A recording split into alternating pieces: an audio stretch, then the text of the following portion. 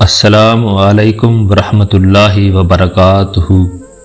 ناظرین، آج ہم ایک ایسی عظیم اور ایمان فروز شخصیت کے بارے میں بات کریں گے جن کا نام لاہور کی تاریخ اور اہل بیت سے عقیدت رکھنے والوں کے دلوں میں خاص مقام رکھتا ہے۔ یہ شخصیت ہیں سیدہ رقیہ بنت علی علیہ السلام، جن سے لاہور میں موجود بی بی پاک دامن کا مزار منسوب کیا جاتا ہے۔ لیکن سوال یہ ہے، سیدہ رقیہ علیہ السلام لاہور کیسے آئیں؟ وہ عرب سے اتنی دور لاہور کیوں پہنچیں؟ اور بی بی پاک دامن کی مزار سے ان کا تعلق کیسے قائم ہوا؟ آئیے اس مشہور روایت کو سمجھتے ہیں۔ کربلا کے بعد کا سفر۔ سیدہ رقیہ علیہ السلام حضرت علی علیہ السلام کی بیٹی ہیں۔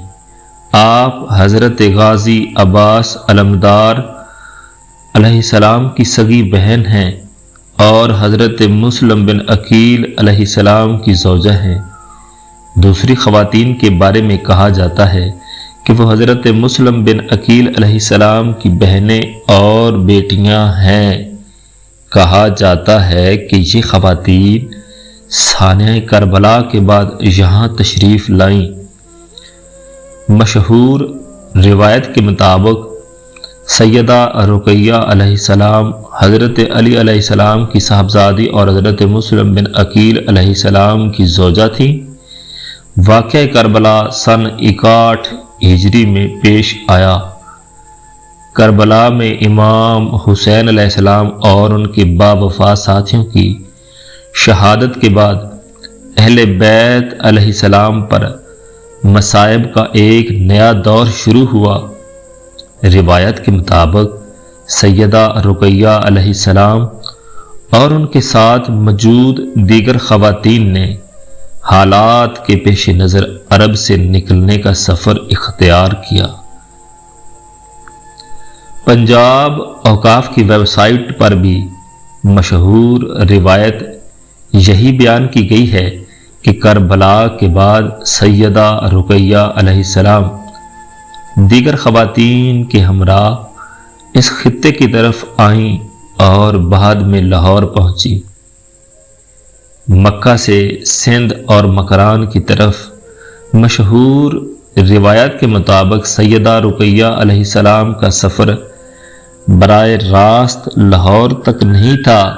کہا جاتا ہے کہ وہ پہلے مکہ سے نکلیں اور پھر سندھ اور مکران کے علاقوں کی طرف گئیں۔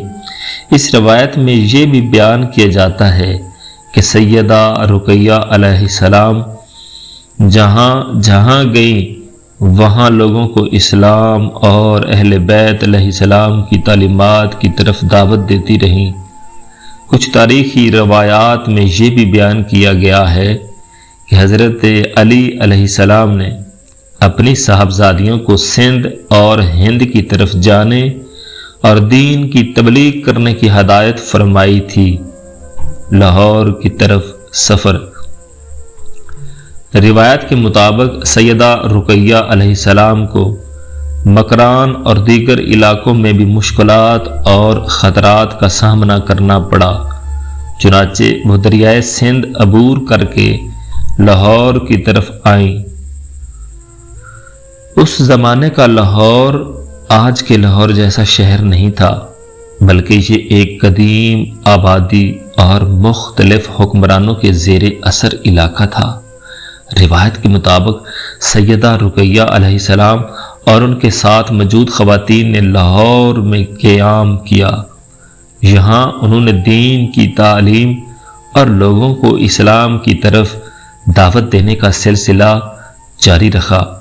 پنجاب اوقاف کے مطابق اس روایت میں سیدہ رقیہ علیہ السلام کے لاہور آنے اور یہاں تبلیغ کرنے کا ذکر ملتا ہے۔ لاہور کے حکمران کا واقعہ۔ اب آتا ہے اس روایت کا ایک انتہائی مشہور حصہ۔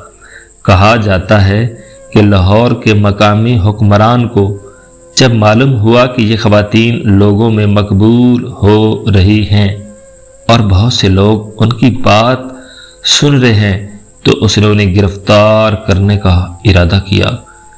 روایت کے مطابق جب سیدہ رقیہ علیہ السلام کو گرفتار کرنے کی کوشش کی گئی تو حکمران کا بیٹا، جس کا نام بعض روایات میں بکرما صاحی بیان کیا جاتا ہے، سیدہ رقیہ علیہ السلام کی تعلیمات سے متاثر ہوا اور اسلام قبول کر لیا۔ اس کے بعد سیدہ رقیہ علیہ السلام کو کچھ عرصہ کے لیے اطمینان کے ساتھ تبلیغ کا موقع ملا، لیکن خطرہ دوبارہ پیدا ہوا، زمین کا شک ہو جانا۔ مشہور روایت کے مطابق جب سیدہ رقیہ علیہ السلام اور ان کے ساتھ موجود خواتین کو دوبارہ گرفتار کرنے کے لیے لوگ آئے تو انہوں نے اللہ تعالیٰ سے مدد کی دعا کی۔ روایت میں آتا ہے کہ اسی وقت اللہ کے حکم سے زمین شق ہوئی اور یہ پاکیزہ خواتین زمین میں سما گئیں۔ کہا جاتا ہے کہ سیدہ رقیہ علیہ السلام کی چادر کا ایک حصہ زمین کے اوپر رہ گیا، لیکن جب اسے پکڑنے کی کوشش کی گئی تو وہ بھی زمین میں چلا گیا۔ اسی نسبت سے اس مقام کو بی بی پاک دامن کہا جانے لگا۔ لاہور کی ورلڈ سٹی اتھارٹی بھی اس مقام کے بارے میں یہی مشہور روایت بیان کرتی ہے کہ 6 خواتین سے منسوب اس مقام میں زمین شق ہونے اور چادر کے زمین میں چلے جانے کا قصہ مشہور ہے۔ بی بی پاک دامن میں کتنی خواتین مدفون ہیں؟ مشہور روایت کے مطابق یہاں صرف سیدہ رقیہ ہی نہیں بلکہ ان کے ساتھ آنے والی دیگر پاکیزہ خواتین بھی مدفون ہیں۔ اسی وجہ سے اس مقام کو بی بی پاک دامن کہا جاتا ہے۔ پنجاب اوقاف کے مطابق اس مزار سے 6 خواتین کی قبور منسوب کی جاتی ہیں، جبکہ سیدہ رقیہ علیہ السلام کو ان میں مرکزی شخصیت سمجھا جاتا ہے۔ تاہم مختلف روایات میں ان خواتین کے نام اور نسب کے بارے میں اختلاف پایا جاتا ہے، لیکن تاریخ ہمیں کیا بتاتی ہے؟ ناظرین، یہاں ایک بہت اہم علمی بات ہے جسے نظر انداز نہیں کرنا چاہیے۔ بی بی پاک دامن علیہ السلام سے متعلق سیدہ رقیہ علیہ السلام والی روایت بہت مشہور ہے، لیکن تمام مؤرخین اس نسبت سے متفق نہیں ہیں۔ ایک تحقیقی مطالعہ کے مطابق بی بی پاک دامن کی تاریخ کے بارے میں مختلف نظریات موجود ہیں اور سیدہ رقیہ بنت علی علیہ السلام سے اس مزار کی نسبت ایک مشہور روایت ہے۔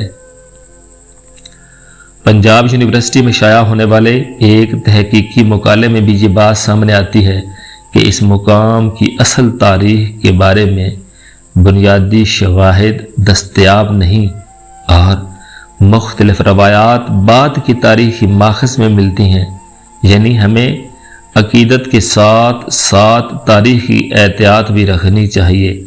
سیدہ رقیہ علیہ السلام کی نسبت کی اہمیت، چاہے ہم اس روایت کو تاریخی روایت کے طور پر دیکھیں یا عقیدت کی روایت کے طور پر، یہ حقیقت اپنی جگہ ہے کہ لاہور کا بی بی پاک دامن کا مقام صدیوں سے لوگوں کی عقیدت کا مرکز رہا ہے۔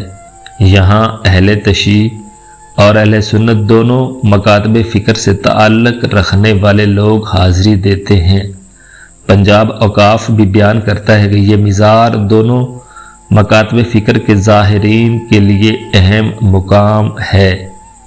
یہ مقام ہمیں اہل بیت رسول صلی اللہ علیہ وسلم سے محبت، ان کی قربانیوں کو یاد کرنے اور تاریخ اسلام کو سمجھنے کی طرف متوجہ کرتا ہے۔